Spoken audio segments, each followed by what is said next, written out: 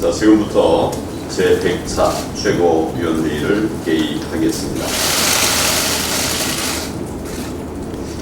어제 일본의 경제 보복 관련 긴급대책회의를 열어서 경제계와 전문가들의 의견을 청취하고 대책을 논의한 바가 있습니다. 예상대로 경제계는 현재 상황을 크게 염려하고 있었고, 전문가들은 개별 기업이 풀기 어려운 문제인 만큼 정부가 시급하게 나서서 해결해야 한다는 의견들을 주셨습니다.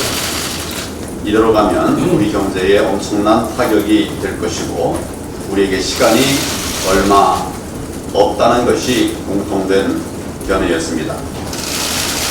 이러한 상황을 감안할 때 일본의 경제 보복이 확대되고 또 장기화될 가능성이 높다는 것입니다.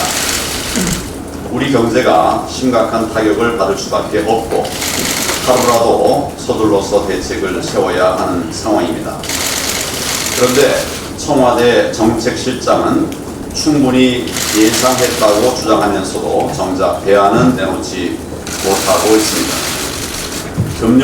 금융위원장은 일본이 돈을 걷어가도 다른 데서 빌리면 된다는 그런 이야기를 하고 있습니다. 전혀 현실적이지 않은 수입선 다변화나 소재 부품 국산화가 지금 당면한 위기의 해결책이 될 수 없습니다. 여당에서도 부랴부랴 특위를 만든다고 하는데 의병을 일으키자는 식의 감정적 주장을 내놓는 것은 바람직하지 않습니다. 과연 이 시점에서 국민들의 반일 감정을 자극하는 것이 국익에 도움이 되겠나 하는 생각이 듭니다. 그나마 지금이라도 청와대 정책실장과 경제부총리가 기업 총수들을 만나서 의견을 수렴하고 또 대통령도 모레 20대 그룹 총수들과 간담회를 가진다고 하니 좀 늦었지만 기대를 하고 있습니다. 문 대통령은 기업들의 염려와 애로사항을 잘 청취해서 문제를 풀어갈 실효적인 방안을 내놓아야 하겠습니다. 무엇보다도 이 문제가 결국 정치와 외교에서 비롯된 것인 만큼 정부 차원의 외교적 해법을 하루속히 마련해야 합니다. 우리 자유한국당은 정부가 올바른 방향의 해결책을 내놓는다면 국민과 나라를 위해서 초당적으로 협력하겠다는 말씀을 드립니다. 북한이 판문점 미북 정상회담을 앞두고 핵 관련 논의에서 한국이 빠지는 게 좋겠다는 의사를 미국 측에 전달했다고 합니다. 미국과 북한이 직거래를 하자는 것인데 한마디로 통미봉남을 고착화하겠다는 의도로 보입니다. 판문점에서 문재인 대통령이 회담장에 앉지도 못했듯이 앞으로의 북핵 협상에서 우리가 완전히 배제되지는 않을까 염려할 수밖에 없는 상황입니다. 문재인 대통령은 그동안 운전자와 중재자를 자처해 왔는데 이렇게 무력한 신세로 전락한 것이 안타까울 지경입니다. 결국 미국, 북한 그 어느 쪽도 제대로 다루지 못하면서 큰 소리만 친 것이 아닌가. 그래서 이런 납득고 뜨거운 그런 결과가 나온 것이 아닌가 생각합니다. 문재인 대통령께서 남북 간 물밑 협의를 주장했다가 북한에서 남조선 당국을 통하는 일은 절대로 없다고 공개적인 연박까지 당한 일이 있습니다. 비건 미국 국무부 대표도 그런 말을 왜 했는지 알 수 없다고 문 대통령의 발언을 부인했다고 하는데 정말 우리 국민들 그걸 어떻게 생각을 하시겠습니까?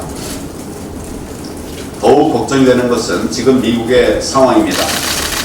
내년 대선을 앞둔 트럼프 대통령이 ICBM 시험 중단과 핵 동결 수준에서 북핵 사태를 미봉하고 북한에 대한 제재를 풀 가능성이 제기되고 있습니다. 북핵을 머리에 이고 살아야 하는 우리 국민들의 입장에서 이런 상황을 어떻게 받아들일 수가 있겠습니까? 북한이 사실상의 핵 보유국으로 인정을 받는다면 우리는 북한의 의도대로 끌려다닐 수밖에 없게 됩니다. 미국과 북한은 자신들의 정치적 이익을 챙기고 그 비용은 우리가 감당하는 사태가 발생할 수도 있습니다. 이런 상황이 문재인 대통령이 말씀하신 적대관계 종식이고 또 평화시대의 시작이라고 할 수 있겠습니까? 문재인 대통령은 미국과 북한의 직거래 시도에 대해서 단호하고 엄정한 태도로 대응해 나가야 할 것입니다. 완전한 북핵 폐기라고 하는 목표가 흔들리지 않도록 동맹 차원에서 미국에 요구할 것은 강력하게 요구하고 국제사회와의 북핵 공조도 계속 강화해 나가야 할 것입니다. 북한에도 우리가 나서서 경제협력을 구걸할 것이 아니라 명확한 핵 폐기 프로그램을 요구하고 당당하게 맞서야 합니다. 우리의 운명이 미국과 북한의 손에 맡겨지는 일이 없도록 문재인 대통령과 이 정권의 확고한 입장을 강력하게 촉구합니다.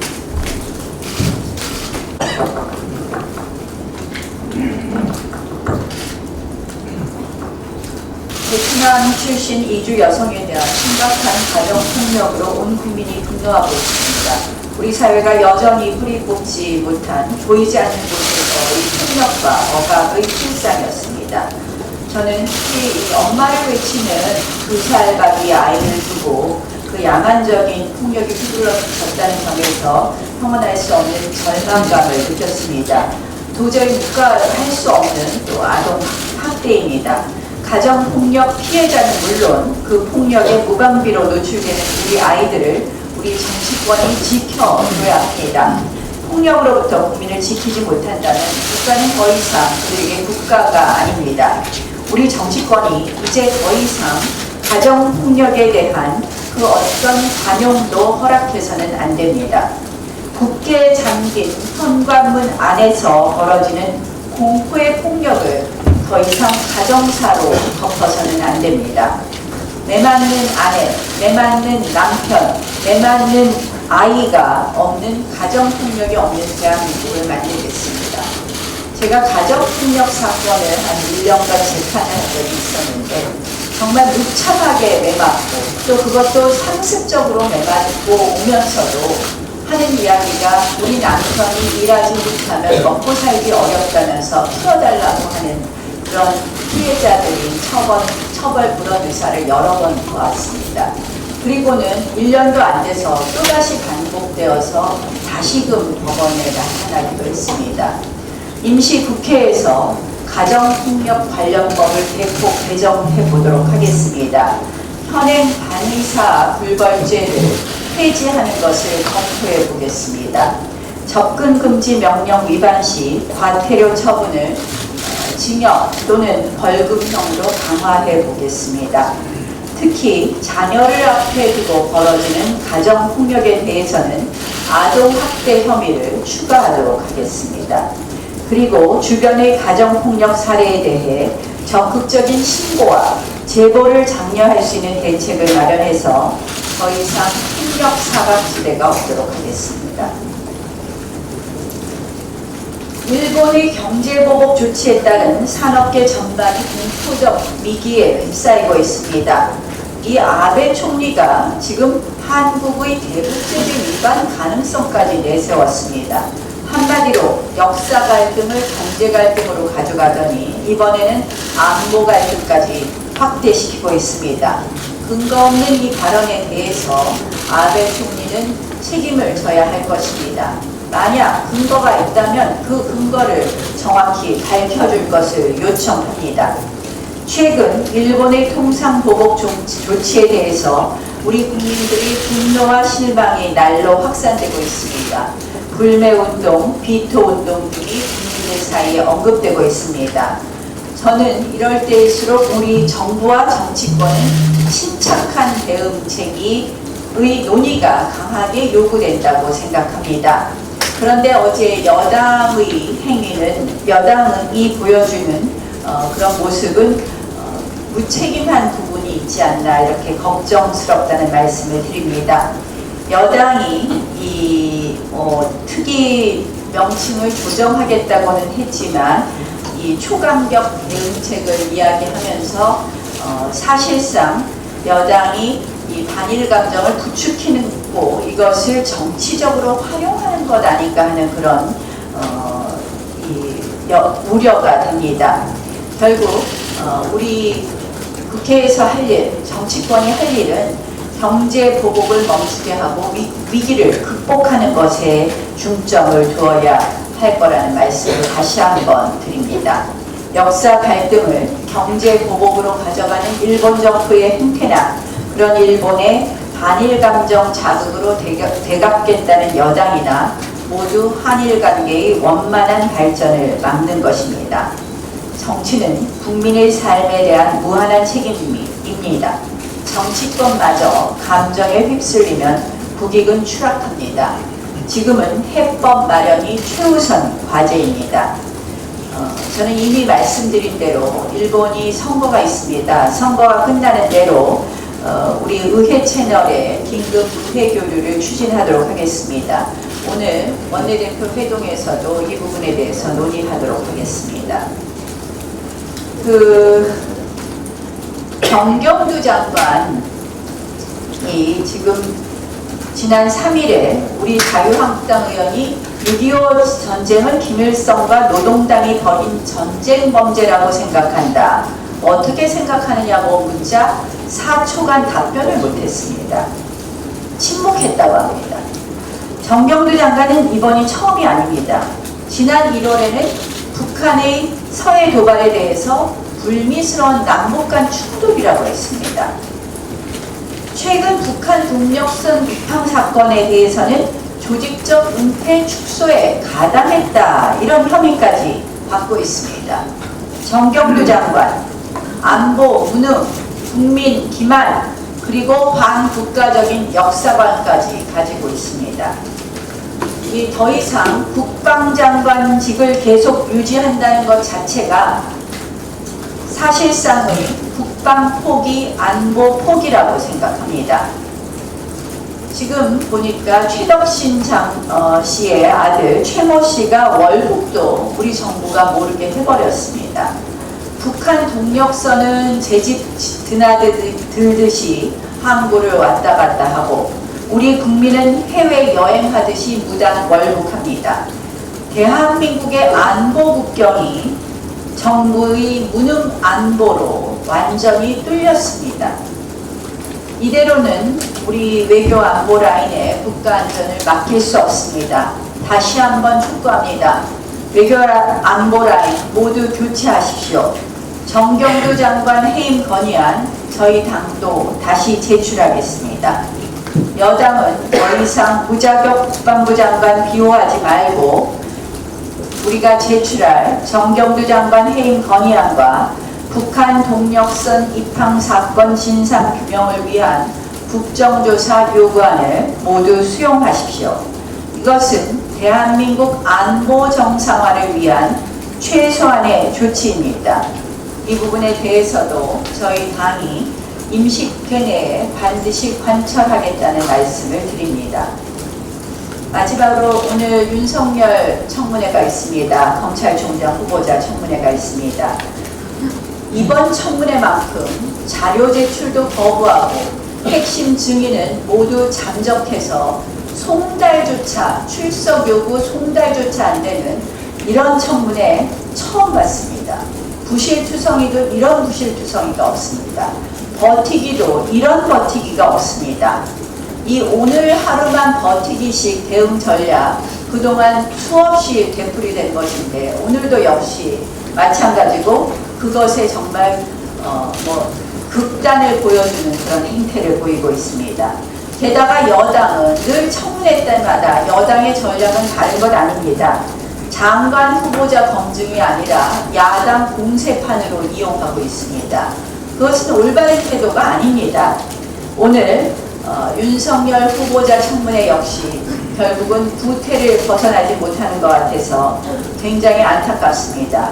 우리 당은 후보자 도덕성은 물론 정권의 검찰로 전락시킬 후보자가 인지 아니면 최소한의 정의감이나 가지고 있는지에 대해서 명확하게 그리고 정말 철저하게 검증하도록 하겠습니다.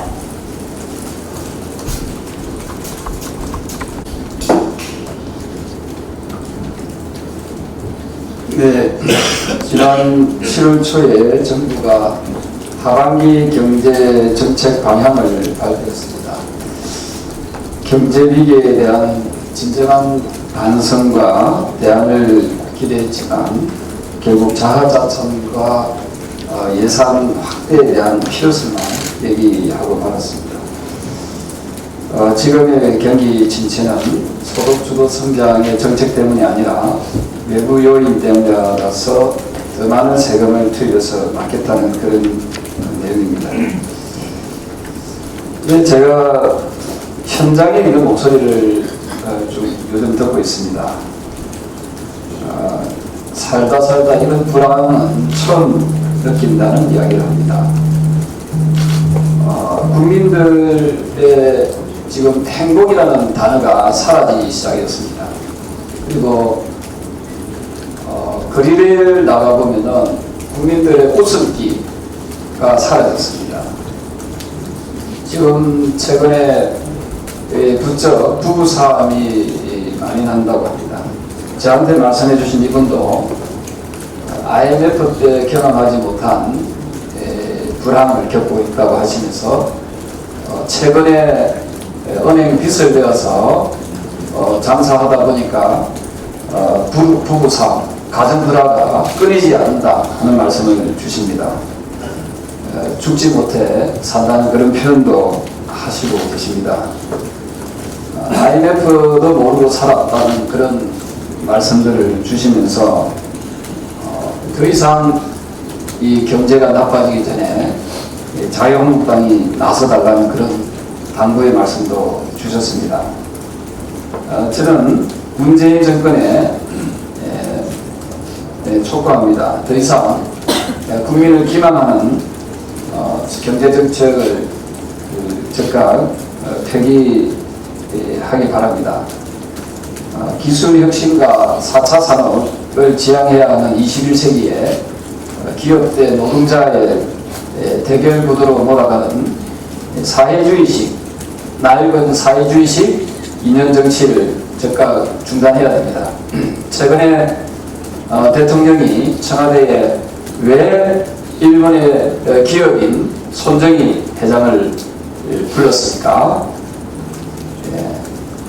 저는 보여주기식의 그런 정치 하지 마십시오.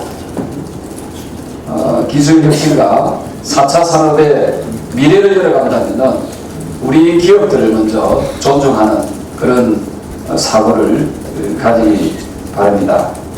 지금이라도 늦지 않습니다.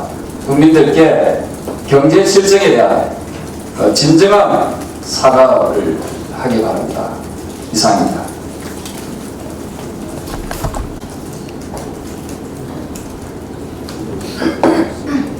최근에 그 윤석열 검찰총장 후보자 이 청문회와 관련해서 요 며칠 사이에 그 언론에서 자유한국당 국회의원들에 대한 공격 지적이 많이 나오고 있는데 그거에 대해서 우리 입장이 제대로 그 언론에 반영되고 있지 않습니다. 제가 이제 그 방송 출연을 하면서 그 전체적인 부분을 좀 정리해서 우리의 입장을 좀 언론에서 좀 함께 다뤄주실 것을 부탁드리면서 몇 가지 말씀을 드리겠습니다. 첫 번째는 그 윤석열 후보를 검증해야 할 한국당 청문위원 전원이 수사 대상이라는 점에서 피고발인이 수사 최고 지휘권자를 검증하는 게 아이러니하다라는 취지로 지금 언론에서 보도되고 있는데요. 우리 여러분도 그렇게 생각하십니까? 이게 아이러니가 아니고요. 진짜 아이러니는 이런 겁니다. 그 자유한국당 청문위원을 고발하는 사람들이 누구일까요? 민주당이죠. 민주당을 포함한 또 다른 당도 있지만 민주당이죠. 그러면 쉽게 설명을 드리면 고소인이 피고발인을 지금 고발한 겁니다. 그런데 고소인이 이 사건 수사할 사람 최고 검사를 지명했습니다. 이게 만약에 일반 사건이라면 피고발인이 그 검사를 제대로 된 검사라고 인정해 줄까요? 만약에 이 사건을 수사해서 결과를 내면 피고발인들은 그걸 수긍할까요? 그러니까 진짜 아이러니는 뭐냐면 지금 고소인인 민주당과 청와대가 이 사건을 수사할 사람을 지금 내놓고 피고발인에게 검증해 달라고 하는 거예요.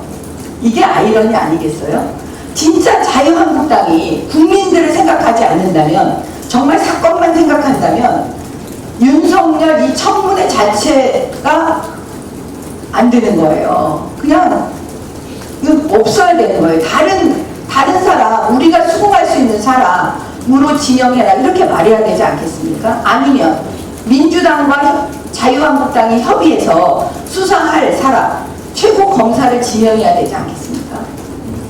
이런 부분이 진짜 아이러니인데 앞부분만 얘기를 해서 제가 우리 입장을 말씀드립니다. 그 다음에 두 번째는 패스트트랙 관련돼서 이제 경찰에서 수사를 시작해서 자유한국당 국회의원들을 소환했습니다. 근데 언론에 어떻게 나와 있냐면 소환 지명된 자유한국당 의원들이 끝내 출석에 불응했다. 원내 지도부의 공식 입장, 불응하라는 게 공식 입장이라고 알려져 있다. 이거 맞냐? 끝내 불응할 거냐? 마치 자유한국당 국회의원들이 특권을 이용해서 일반 사람들하고 달리 불응하는 것처럼 계속 언론에서 쓰고 있거든요. 그래서 제가 또 여러분께 말씀을 드립니다. 지금 이 패스트트랙 관련해서 고소 고발한 거는 막고소입니다. 막고소. 서로 고소하고 고발하고, 그러니까 고소인이면서 고발인이면서 피고발인, 피고소인의 양자의 지위를 갖고 있습니다. 국회의원들이. 그런 일반인들 사건이 아닙니다. 근데 그런 상황에서 경찰에서 한쪽 당사자라는 건 지금 집권 여당과 민주당, 집권 여당인 민주당을 먼저 소환했으면 이런 얘기가 안 나오는데요. 왜 자유한국당을 먼저 소환합니까? 그것도 이상하지 않습니까? 경찰이 공평하다고 볼 수 있겠습니까? 그 다음에 지금 경찰은 청와대와 민주당의 하수인 역할을 하는 것이 아니냐, 고소 대변인 역할을 하는 것이 아니냐, 이런 원성을 들지 않겠습니까? 누가 봐도 공평하지 않잖아요. 그러면 만약에 진짜 경찰이 국민의 눈치를 봤다면, 자유한국당 국회의원들의 눈치를 조금이라도 봤다면 이렇게 하겠습니까? 한 날 1시에 고소 고발인 전체를 다 불러야 되는 거죠. 한 장소에. 국회의원들 전원을 다 부르셔야 돼요. 정의당, 민주당, 자유한국당 포함해갖고 전부 다요. 그렇지 않고 일방적으로 자유한국당 국회의원들을 부른다면 자유한국당 국회의원들이 수긍할 수 있겠습니까? 이런 부분을 좀 고려해서 좀 그건 써주실 것을 부탁드립니다. 그 다음에 윤석열 후보자에 대해서는 제가 한 가지만 말씀을 드리려고 해요. 제가 지난번에도 말씀을 드렸지만 소윤, 대윤에 대해서 다 알고 계시죠? 윤대진, 소윤, 대윤, 윤석열 두 사람 굉장히 친한 사이입니다. 이 사람들이 당시에 중앙지검 특수일부장, 대검과장 아주 잘 나가던 그 시절에 소윤인 윤대진의 형인 윤우진은 세무서장이었답니다. 근데 그 세무서장이 수사를 받게 됐어요. 수사 내용은 뻔한 거예요. 업체로부터 뭐 현금 2천만 원, 갈비 세트 100개, 4천만 원 상당의 골프 접대 뭐 이런 거예요, 내용이. 그러면 여러분 생각을 해보세요. 그 세무서장이 수사를 받다가 해외로 도피를 해요. 좀 이해가 안 되시죠? 왜 도피했을까요? 현직 세무서장인데 도피했다가 어떻게 잡혀오는지 아십니까? 인터폴로 잡혀온 걸로 알고 있어요. 그 잡혀와요. 근데 더 황당한 건 뭐냐면 검찰이 처음에는 영장을 청구해요. 그래서 기각이 되는 건 맞아요. 그러면 보통 일반적으로 검찰에서 구속영장 청구해서 법원에서 기각한 사건에 대해서는 그 다음에 어떻게 하는지 아십니까? 불구속 908 그냥 기소한다니까요. 구속되지 않은 상태에서 기소를 해요. 근데 이 사건은 어떻게 했냐면 무혐의 처분을 내요. 정말 이상하죠. 그래서 문제는 더 소문에 의하면 그 당시 윤석열 뒤에 윤대진, 대윤 소윤이 있어서 봐준 게 아니냐 이런 얘기 안 나오겠어요? 그리고 그 당시 이 세무서장 소윤의 형님 이 분의 변호사를 누가 소개해줬냐면 윤석열 후보자가 소개해줬다라고 소문이 나 있었던 거예요. 그리고 골프를 같이 쳤다는 그 골프장에 대해서 경찰에서 압수수색 영장을 신청했는데 그걸 기각했다는 거예요. 검찰이 수차례. 다 이상하죠. 그럼 이런 부분에 대해서 당연히 이번 청문회에서 자유한국당 야당 국회의원들은 어떻게 해야 되죠? 그 옛날 사건 해야 되잖아요. 이 세무서장 했던 이 형님 불러야 되는 거 아니겠어요? 당연히 증인들을 부르려고 하는데 무슨 일이 벌어졌냐? 해외로 도피했다는 거예요. 그럼 언제 도피했냐? 이런 거 물어볼 수 있는 거잖아요. 근데 그거를 갖다 법무부에서 뭐라 그러냐면 주민번호를 대래 그런대요. 세상에 이런 코미디가 어디 있습니까? 지금 현재 이게 대한민국 실정이에요. 실정. 그래서 제가 결론을 내면 주광덕 자유한국당 주광덕 의원이 이 도망간 사람이 형님이요. 이 사람을 고발했어요. 뇌물로. 그래서 제가 볼 때는 언론에서 이 자료 제출 안 하고 자료 안 주고 증인 해외 도피시킨 것도 이 부분에 대해서도 언론에서 좀 주목해 주셨으면 합니다. 이상입니다.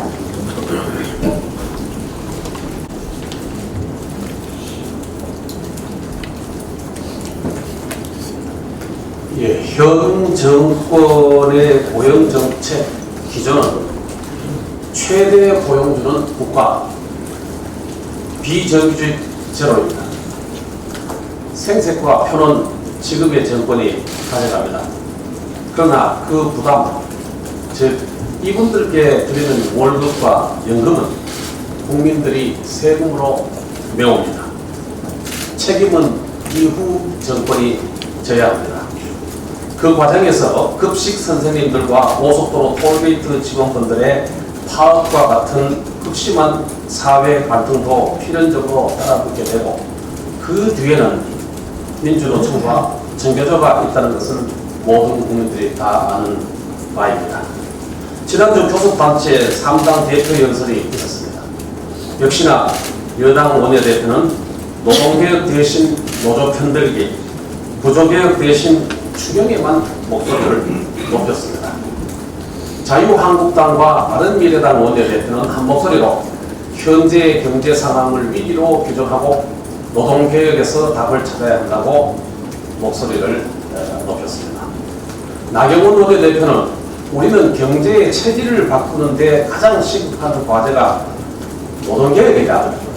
노조의 사회적 책임법을 제정하고 파업할 때 대체 근로제 허용을 추진하겠다. 새로운 산업 환경과 근로 형태를 반영하는 노동자유계약법의 필요성도 강조했습니다. 바른미래당의 오신환 원내대표도 노동시장의 해고 요건을 완화하고 유연성과 안전성을 높이는 방향의 노동시장 개혁에 나서야 한다고 했습니다. 노동개혁 특별위원회 설치를 제안도 했습니다. 최저임금은 두 분 모두 동결해야 한다고 하셨습니다. 도합 의석수 140석의 두 원내대표의 말씀은 국제기구의 정책 권고와 일치합니다. 문 정권 출범 이후에 IMF에서 2차례, OECD에서 5차례 총 7건의 정책 권고가 있었습니다. 구조개혁을 해야 한다, 노동 생산성을 향상시켜야 한다. 이 두 가지는 7번 보고서에 한 번도 빠지지 않고 등장합니다. 최저임금의 가파른 인상은 기업 경쟁력을 약화시키므로 속도 조절에 나서야 한다는 권고도 3차례나 조언하고 있습니다. 확장적 재정정책을 펼치되 반드시 구조개혁을 동반하는 권고도 빼놓지 않고 있습니다. 가장 최근인 6주 전에 5월 말에 발표된 OECD 보고서에는 한국 정부가 해결해야 하는 가장 중요한 이슈는 노동 생산성 향상을 포함하는 노동계획이다. 주 52시간 도입은 생산성 향상 없이는 안 된다라고 강조했습니다. 우리 정부는 이 가운데서 재정 확대만 쏙 받아들여 추경을 편성했고 여당 원내대표조차 노동개혁 대신 노조 편들기로 일관하고 있는 실정입니다. 몸에 좋은 약은 멀리하고 답만 나는 세금 쓰는 데만 몰두하는 정책 편식 정권의 역주행 결과는 참담합니다. 문 정권 출범 직전과 지난 2년을 OECD 회원국과 비교해보면 36개 회원국 중에 33개 나라의 실업률이 개선되었습니다. 그렇지만 우리나라는 칠레, 터키와 함께 실업률 악화 3개국에 이름을 올렸습니다. 전체 고용률의 경우에도 세금 일자리 덕분에 일부 개선은 되었지만 개선 속도는 OECD 최하입니다. 우리는 0.5%포인트 상승했지만 OECD 평균은 1.4%로 3배 빠릅니다. 일본도 우리보다 5배 이상 개선되었습니다. 결과적으로 역주행의 성적표는 금년 1분기 성장률 마이너스 0.4%, 36개 회원국 가운데 통계를 발표한 32개국 중에서 최하위로 나타난 것입니다. 이 정권 경제에서 이념을 버리지 않고는 해결되지 않는 문제입니다. 매듭을 문재인 대통령께서 만드셨습니다. 외교도 그렇고 한일관계, 한미동맹 모두 매듭은 문재인 대통령이 지으셨습니다. 푸는 것도 문재인 대통령께서 나서야 합니다. 자유한국당은 경제 대전환, 자유, 민주주의, 시장경제, 개인, 행복, 자유한국당이 이루어내겠습니다. 이상입니다.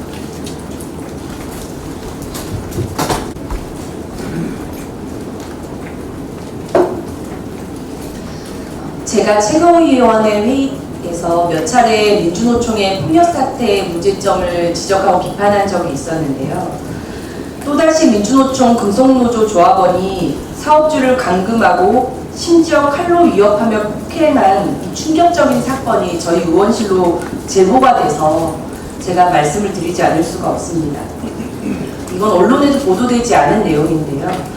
지난달 26일 오전 8시 30분경에 충남 아산시 인주면에 위치한 한 업체에서 충남지방노동위원회 부당해고 부재 신청 사건 결과에 불만을 품은 민주노총 금속노조 조합원 2명이 업체 대표를 감금하고 칼로 협박하고 폭행했고 이를 10여 명의 금속노조 조합원들이 비호한 사건이 발생했습니다. 이 범법자들은 감금, 폭행, 협박을 비롯해서 사무실 집기를 부수고 주요 서류를 탈취하는 등 2시간 가깝게 만행을 저질렀다고 합니다. 경찰은 신고를 받고 현장에 출동을 했는데 금속노조 간부들에 막혀서 불법 행위를 지켜만 보았다고 합니다. 시민의 위험에도 공권력이 속수무책이었던 겁니다. 여러분 기억하시겠지만 민주노총 금속노조는 지난 2018년 11월 아산시 유성기업에서도 동일하게 회사 중역을 감금하고 폭행한 그 사건으로 당시에도 경찰과 사법당국이 안일하게 대처해서 비판의 도마에 오른 적이 있습니다. 계속된 사법당국과 경찰의 안일한 대처에 시민들의 위험이 가중되고 있는 것입니다. 따지고 보면 민주노총의 폭력 자체도 가장 큰 문제지만 유독 민노총의 온정적인 정부, 그리고 정부의 눈치를 보는 무기력한 공권력이 민노총의 아나무인 폭력을 되풀이하게 만들고도 있습니다. 그런데 이런 끔찍한 폭력을 저질러도 민노총의 구속수사가 능사였냐, 면담을 추진하겠다, 이런 모습을 보이는 민주당도 과연 옳은 행태입니까? 가해자는 떵떵거리고 선량한 피해자는 사업에 지장이 될까, 보복이 있을까 두려워 숨는 상황이 있습니다. 이것은 과연 정상입니까? 저희 의원실로 제보가 들어온 충남 아산의 민주노총 불법 폭력 사태에 대해서 경찰과 사법당국의 강력하고 엄정한 대처를 촉구합니다. 그리고 시민들에게 위협과 폭력을 일삼는 민주노총 불법 폭력 세력에 대해 철퇴를 내리고 일벌백계 할 것이 타당할 것입니다.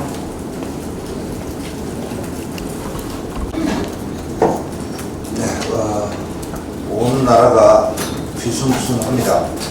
그리고 온 국민이 평화로 불안하게 생활을 하고 있습니다. 국민들 삶 속에서 생기와 활기가 사라진 지 오래됐습니다. 그럼에도 불구하고 이 정권은 나경원 원내대표가 교섭단체 대표연설에서 지적했듯이 오히려 불안과 공포를 조장하고 그 기제로 이 사회를, 대한민국을 지배하고 하는 이런 의도가 아닌가 의심하지 않을 수 없는 이런 상황입니다. 최저임금과 관련해서도 마찬가지입니다. 4일날 그랬죠. 대통령 직속 소득주도 성장 특위에서 최저임금 국민에게 듣는다. 이름은 참 잘 짓습니다. 토론을 개최했습니다. 그 자리에 참석한 자영업자의 얘기. 임금 줄 여력이 도저히 없다. 최저임금 29% 올랐다고 해서 음식값 30% 올릴 수도 없는 것 아니냐. 얼마나 답답한 마음을 이렇게 표현하는 거 느껴지는 말씀이었습니다. 이날 함께 발표된 최저임금에 대한 인식조사를 보면 전체적으로 자영업자의 61%, 임금 근로자의 37%가 내년 최저임금 올리면 안 된다라고 얘기하고 있습니다. 근데 특별히 주목되는 대목 이렇습니다. 10명 미만의 영세 사업장에서 일하는 근로자들은 절반 가까이가 44.4%가 내년 최저임금 올리지 말라고 하고 있습니다. 최저임금의 인상의 수혜자라고 할 수 있는 근로자, 그것도 가장 열악한 환경에서 일한다고 하는 이 근로자들이 오히려 최저임금 좀 그만 올려라 라고 주장하고 있습니다. 최저임금 인상에 따른 소득 증가보다 기존에 그나마 있는 일자리마저 위협받고 있는 이 경제 현실 그대로 나타내는 것입니다.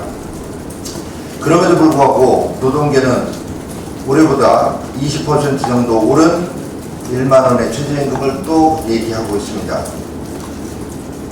근데 정작 근로자들은 앞서 말씀드린 대로 제발 최저임금 좀 올리지 말라고 하고 있습니다. 근데 이 최저임금위원회에 있는 근로자위원들이 오히려 근로자들을 대변하지 못하니 이런 상황에서는 공익위원들이라도 이 근로자들의 절규를 대변해 줘야 되지 않겠습니까? 최저임금 제도의 본래 취지가 뭡니까? 생계에 미치지 못하는 저임금 근로자들을 보호하기 위해서 만든 사회적 장치인데 오히려 이것이 저임금 근로자들을 괴롭히고 고통을 주는 이런 기제로 작용한다는 점을 최저임금 위원들은 인식하기 바랍니다. 5일날 국민연금연구원 보고서가 발표가 됐습니다. 보험료 내는 가입자가 올해부터 급격하게 줄어들고 하는 사람은 급증한다는 것입니다.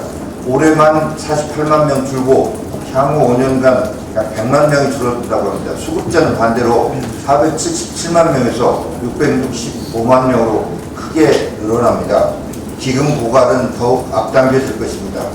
그럼에도 불구하고 이 정부는 내일 일은 난 몰라, 오늘은 퍼쓴다. 이 기조 이외에는 아무것도 없습니다.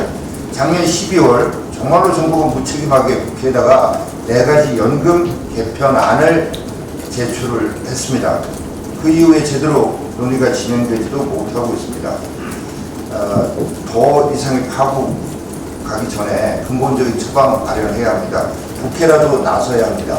청와대에 바라기만 하고 있는 여당 같이 이 국민연금의 고갈을 막을 수 있는 논의의 장 함께 만들어 냅시다. 네, 그럼 지금부터 회의 비공개로 진행하도록 하겠습니다. 비공개 전환하겠습니다.